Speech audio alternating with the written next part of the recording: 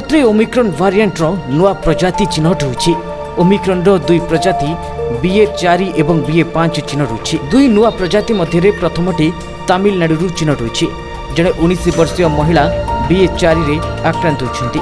सेबड़ी तेलंगाना रे जड़े पुरुष BA.5 वेरिएंट रे आक्रांत होइतिबा सूचना मिलिछि।